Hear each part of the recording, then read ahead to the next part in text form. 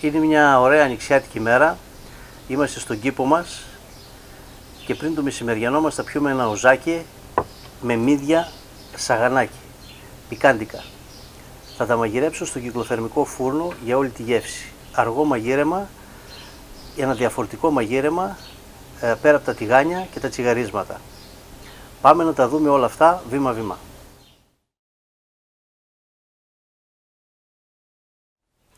Γεια και χαρά, καλοί μας φίλοι. Είμαι ο Γιώργος Μαλιώρας. Μαζί με τον αδερφό μου Ανδρέα κατασκευάζουμε πισταριές και φούρνους. Το πάθος μας για το ψήσιμο και το μαγείρεμα είναι μεγάλο και το μοιραζόμαστε μαζί σας. Μέσα από το κανάλι μας στο YouTube Grill Philosophy, αλλά και τη σελίδα μας στο Facebook Greek BBQ Club. Ελάτε στην ομάδα του Facebook του Grill Philosophy, όπου έχουμε μαζευτεί πάρα πολλοί ψήστες και ανταλλάσσουμε απόψεις. Σας περιμένουμε. Καλά ψησίματα σε όλους.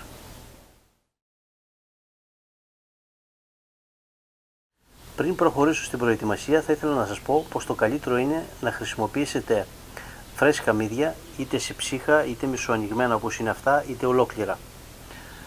Εγώ δεν βρήκα και φυσικά πήρα καταψυγμένα. Καλά είναι και αυτά. Λοιπόν, η συνταγή όπως σας είπα είναι ελαφρώς πικάντικη, δεν θα χρησιμοποιήσω τηγάνια, θα γίνει στο φούρνο απευθείας, χωρίς τσιγαρίσματα. Είναι ένας δικός μας τρόπος μαγειρέματος, απόλυτα υγιεινός και όλη γεύση. Γιατί μαγειρεύεται αργά μέσα στο κυκλοθερμικό φούρνο. Μπορείτε να το κάνετε και στο φούρνο της ηλεκτρικής σας κουζίνας. Λοιπόν, πριν πάω για την προετοιμασία, πάμε να ανάψουμε το φούρνο, γιατί θα χρειαστεί κάποια ώρα και αυτός για να προθερμανθεί. Πριν προχωρήσετε με την προετοιμασία των μυδιών, πρώτη σας δουλειά να ανάψετε το κυκλοθερμικό φούρνο, όπως είπαμε. Βάζετε κάτω-κάτω πολύ λεπτά ξύλα και ξερά, προς άναμα. Εγώ βάζω βαμβάκι με ενόπνευμα και παραπάνω βάζω πιο χοντρά ξύλα και αυτά ξερά. Είναι βασικό ο κυκλοθερμικός φούρνος να ανάβει με ξερά ξύλα, γιατί θέλουμε φλόγα.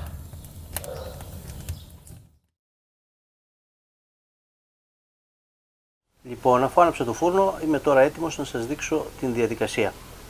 Καταρχήν θα χρησιμοποιήσουμε ένα μέτριο κρεμμύδι ψιλοκομμένο, 3 μεγάλες σκελίδες σκόρδο και αυτές ψιλοκομμένες, μαϊδανό 2 κουταλιές της σούπας χοντροκομμένο, πιπέρι, θρούμπι, μπούκοβο γλυκό και καυτερό, αλατάκι φυσικά, πολύ λίγο, θέλει προσοχή το αλάτι, ντομάτα, λάδι και κρασί. Λοιπόν, θα σας δείξω τώρα πώς θα ξεκινήσετε, γιατί είπαμε δεν θα τσιγαρίσουμε, απλά θα τα κάνουμε απευθείας στο πύλινο σκεύος. Λοιπόν, ξεκινάω με τα κρεμμύδια και το σκορδάκι.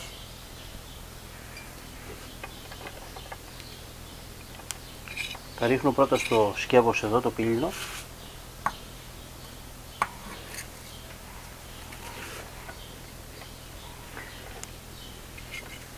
Λοιπόν, και θα τα απλώσω. Θα τα απλώσω να γίνει μια λεπτή στρώση σε όλο το ταψί. Βέβαια, να τα ανακατέψουμε να είναι ομοιόμορφα.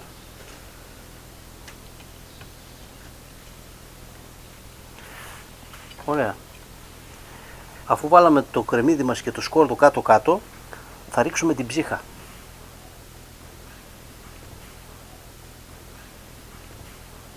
Τα διασκορπίζουμε και αυτά ομοιόμορφα, να πάνε παντού.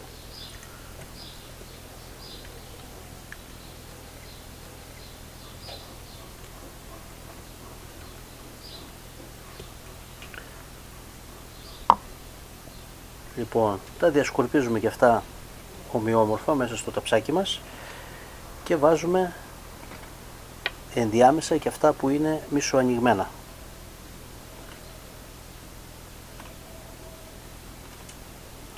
Έχει σημασία η σειρά, γιατί δεν θα τα ανακατέψω, θα τα αφήσω έτσι.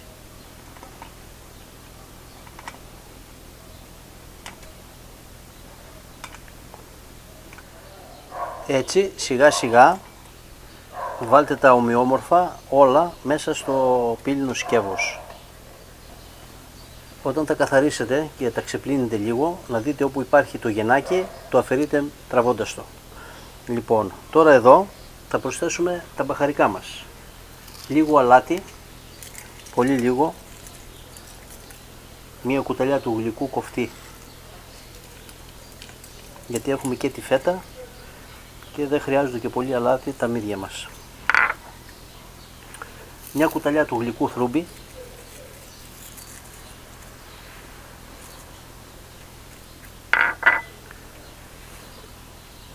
ένα γραμμάριο πιπέρι, είναι περίπου μισή κουταλιά του γλυκού κοφτή,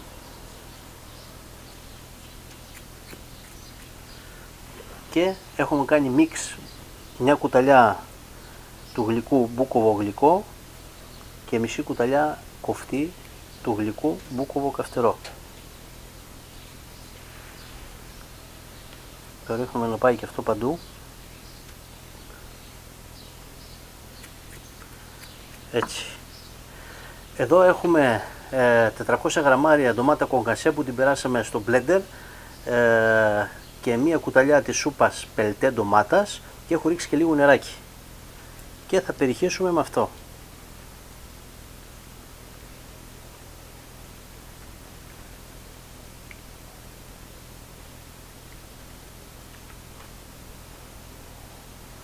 Θα χρειαστεί να βάλουμε λίγο νεράκι. Πρώτα όμως θα βάλουμε το κρασί. 100 ml λευκό κρασί, ξηρό.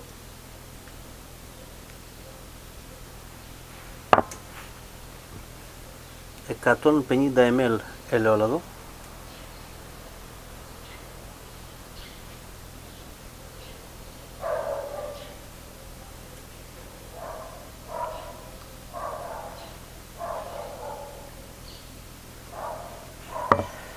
1 και τώρα θα συμπληρώσω λίγο νερό.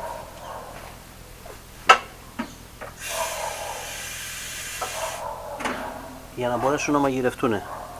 Τα υγρά θα είναι περίπου μέχρι τη μέση. Όλα τα υγρά, λάδι, κρασί, νερό, ντομάτα, θα είναι μέχρι τη μέση.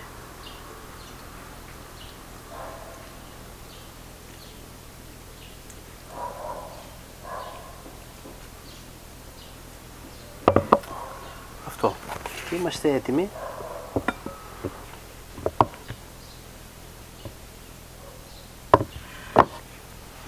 Και αφήσαμε και τον μαϊδανό. Το περισσότερο θα το ρίξουμε από πάνω τώρα.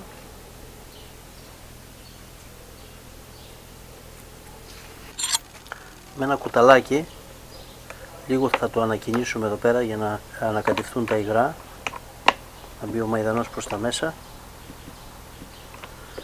Κρατήσαμε και λίγο μαϊδανό, τον οποίο θα τον προσθέσουμε στο τέλος. Μόλις βγει από το φούρνο. Τη φέτα δεν θα τη βάλω τώρα, θα τη βάλω πριν τελειώσει το ψήσιμο. Θα τα αφήσω πρώτα λίγο να μαγειρευτούν, να σωθεί λίγο το ζουμάκι και μετά θα προσθέσω τριμμένη τη φέτα ομοιόμορφα πάνω από τα μύδια μας για να λιώσει και να πάρει ωραίο χρωματάκι. Τώρα είμαστε έτοιμοι. Περιμένουμε να γίνει ο κυκλοθερμικός φούρνος, θέλει λίγη ώρα ακόμα και θα φουρνίσουμε.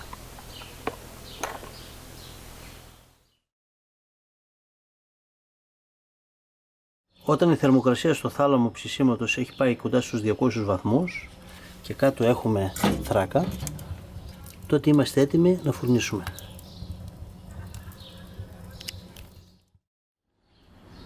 Αυτή είναι η τελική εικόνα που έχει το σαγανάκι μας λίγο πριν μπει στο φούρνο. Ο φούρνος μας είναι έτοιμος και πάμε για φούρνισμα.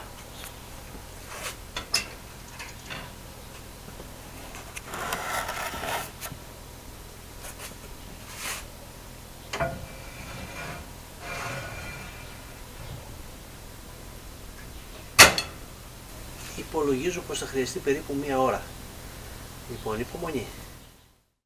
Με τη θερμοκρασία στους 175 βαθμούς και μετά από περίπου 3 τέταρτα δείτε την εμφάνιση που έχει το φαγητό. Κάπου εδώ θα βάλω και την φέτα σε αυτό το σημείο και θα μαγειρέψω για 1 τέταρτο ακόμα. Είμαστε έτοιμοι να τραβήξουμε λίγο το ταψάκι μας έξω.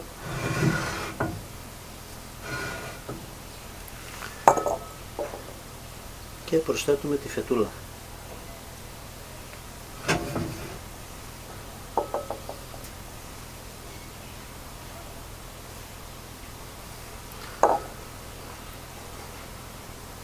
...200 γραμμάρια φέτα.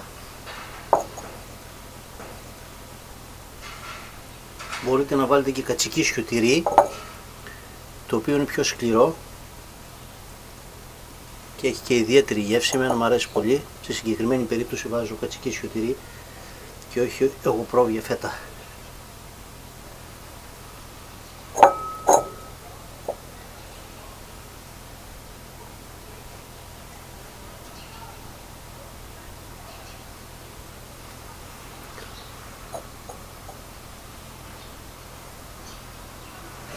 Και το αφήνουμε για κάνα τεταρτάκι ακόμα να λιώσει το τυράκι και να πάρει λίγο χρώμα. Η θερμοκρασία στους 150 βαθμούς, περίπου 1 τέταρτο μετά, και δείτε το αποτέλεσμα.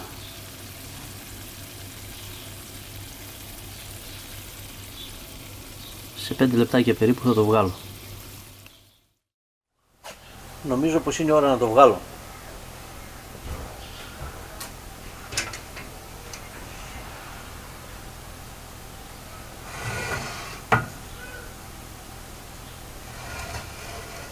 Καταπληκτικό χρώμα, καταπληκτική εμφάνιση. Να δούμε σε λίγο και την γεύση.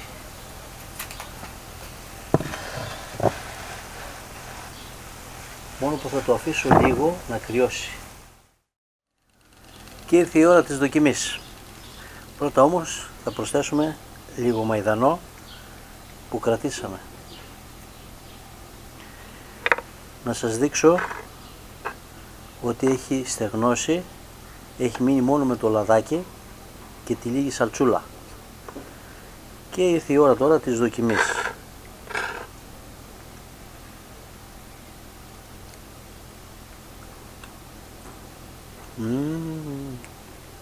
Εξαιρετικό.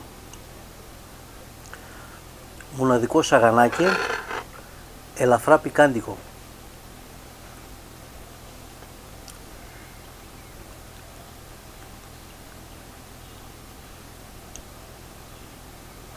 Τέλειο. Καλά ψησίματα σε όλους. Δοκιμάστε το με αυτόν τον τρόπο. Και η εμφάνισή του μετά το ψήσιμο. Ένας μοναδικός τρόπος για να κάνετε σαγανάκι.